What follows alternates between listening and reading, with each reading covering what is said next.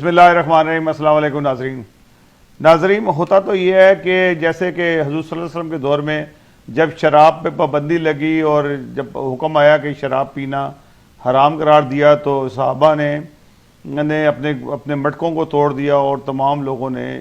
صحابہ نے ایک یکجہتی کے طور پہ شراب پینا بند کر دیا، اور اس سے اسلام کی دن دگنی اور رات چگنی ترقی ہوئی، اور دنیا نے دیکھا کہ کس طریقے سے انہوں نے ایک دفعہ میں اللہ تعالیٰ کے حکم کو مانا اور شراب کو چھوڑ دیا۔ لیکن پاکستان جو اسلامی جمہوریہ پاکستان ہے، کہتے یہ ہیں کہ یہ اسلام کے نام پہ بنا تھا، لیکن یہاں پہ جو ان سے ہے جب شراب پہ پابندی لگی تو ایک سروے کے مطابق شراب کی پابندی سے پہلے اور شراب کی پابندی کے بعد سے کہ 5 گنا کے قریب جو سے ہے وہ اضافہ ہوا، کہ جب 70 سے پہلے جو لوگ شراب پیتے تھے اور شراب کی جب 72 میں بھٹو صاحب کی اسلامی حکومت آئی، اس کے بعد جو شراب پینے کا ریشو تھا اس سے 5 گنا زیادہ تھا۔ اب تو خیر اسے شاید 10 12 15 گنا زیادہ ہو گیا ہو۔ یہ اس وقت کی بات ہے کہ لوگوں نے شراب پینا زیادہ کر دیا تھا۔ کہتے یہ ہیں کہ پاکستان میں جھوٹ بولنا بھی اس کے بعد ہی زیادہ شروع ہوا۔ پاکستان میں جب بھٹو صاحب کی حکومت آئی، بھٹو صاحب کی حکومت سے پہلے لوگ کم جھوٹ بولتے تھے، کم تولتے، مطلب ہے کہ بےایمانی کرنا، سودا کم تولنا اور ایک جرم سمجھا جاتا تھا۔ کوئی رشوت لینا اس کو بہت ہی جیسے کہتے ہیں حقارت سے دیکھا جاتا تھا کہ کوئی آدمی اگر رشوت لیتا ہے تو کہتے تھے کہ یار یہ رشوت خور کا گھر ہے، یہ جو سا یہ کتنا کہ منحوس ہوگا اور کتنا کہ برا ہوگا آدمی ہوگا۔ لیکن بھٹو صاحب کی حکومت کے بعد سے یہ فائدہ ہوا کہ بھٹو صاحب نے جس طریقے سے لوگوں کو بھرتی کیا، وہ لوگ بھرتی کیے، جیلیں بھرتی کیے، ہر اداروں میں گیا، رشوت چور بازاری جو سی ہے وہ عام ہو گئی، جھوٹ بولنا عام ہو گیا، بڑھتا وہ اتنا بڑھ گیا کہ جھوٹ کو بھی ایک کاروبار کا حصہ بنا لیا گیا۔ اور میں یہ نہیں کہتا کہ شراب بھی پیتے تھے۔ جب آدمی ناجائز کمائی کرتا ہے تو ایک تو ہوتا تھا کہ جو لوگ پیتے ہی ہیں شراب، ایک ہائی سوسائٹی تھی، ہمیشہ ہمارا دیکھا گیا ہے کہ ہمارے فوجی افسران جو ان کی محفلوں میں شراب عام پی جاتی تھی یا وہاں سرو کرتے تھے لوگ، اور جو پینا چاہتے تھے پیتے تھے، جو نہیں پینا چاہتے نہیں پیتے تھے۔ تو یہ جو تھا نا، یہ ریشو اتنا بڑھتا گیا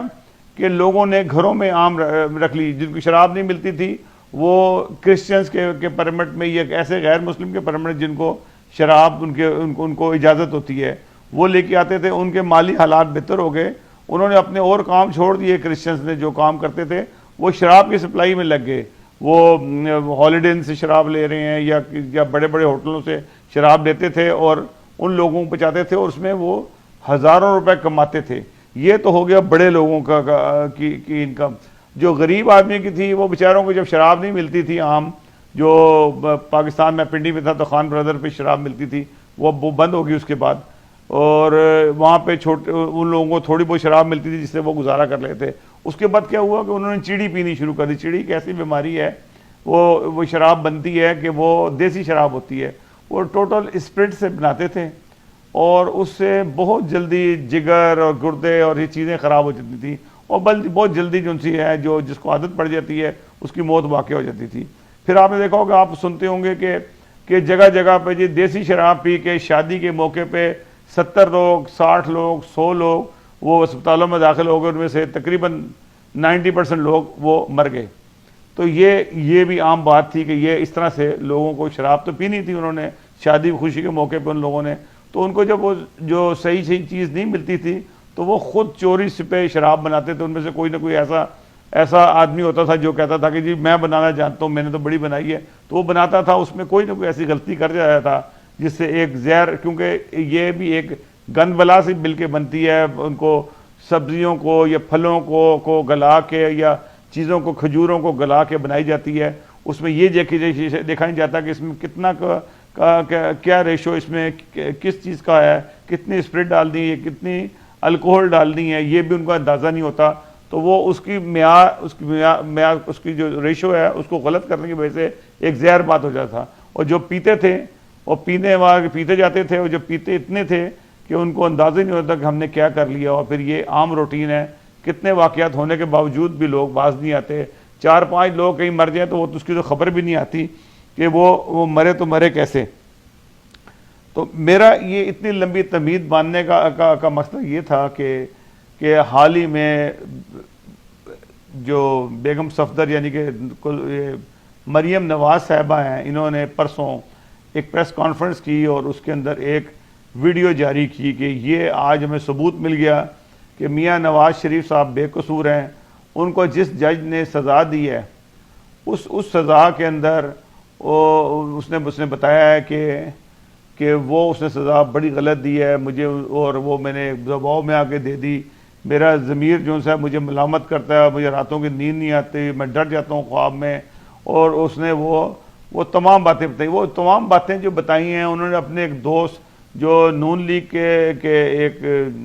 رہنما ہیں انگلینڈ کے اندر، ان کا نام ہے ناصر بٹ صاحب، جن کے اوپر کئی قتل کے مقدمے ہیں، بہت مختلف فراڈ کے مقدمے ان کے اوپر درج ہیں، وہ ان کے دوست ہیں. ان کو بتائی گیا جو ایک ریکارڈنگ ہوئی ہے. ریکارڈنگ وہ سچی ہے غلط ہے وہ بنائی گئی ہے، یہ ایک الگ ایشو ہے. جو انہوں نے بات یہ کی ہے کہ انہوں نے شراب کیونکہ رکھی شراب، اور وہ پی بھی رہے ہیں شراب، اس میں شراب پی کے انہوں نے سج اگل دیا سارا کا سارا. اگر تو شراب پی کے سج اگلنا تھا تو یہ تو بہت ہی اچھی چیز ان کے ہاتھ میں آ گئی ہے. ان کو چاہیے یہ کہ اب آئندہ ملزم سے کسی سے گواہی لینی ہو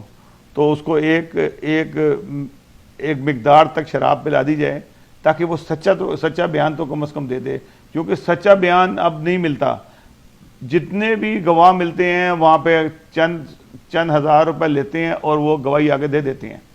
یہ تو آپ کہیں نا کہ اگر آپ نے گواہ ڈھونڈنے ہیں تو آپ جتنے مرضی ڈھونڈ لیں. عدالتوں کے باہر گواہ پھر رہے ہوتے ہیں، وہ بیٹھے ہوتے ہیں، ٹاؤٹ ہوتے ہیں، ان کے وہ ایجنٹ ہوتے ہیں، ان کو پتہ ہوتا ہے کہ کس بندے وہ ان کو کہیے 10 گواہ چاہیے تو وہ 10 گواہ اکٹھے کر کے لا دے گا اسی وقت، اور وہ اسی وقت کہہ دیں گے، قرآن پہ ہاتھ رکھ کے کہہ دیں گے لو جی ہمارے سامنے یہ واقعہ ہوا. تو مقدمہ کہیں سے کہیں پہنچ جاتا ہے اور وہ اس کو جس کو حق ملنا چاہیے. میرا گورنمنٹ آف پاکستان عمران خان صاحب سے یہ اپیل ہے کہ آپ اس پہ کام کر سکتے ہیں اور آپ ایک وزارت بنائیں، اور اس وزارت کے وزیر جو سے ہیں مولانا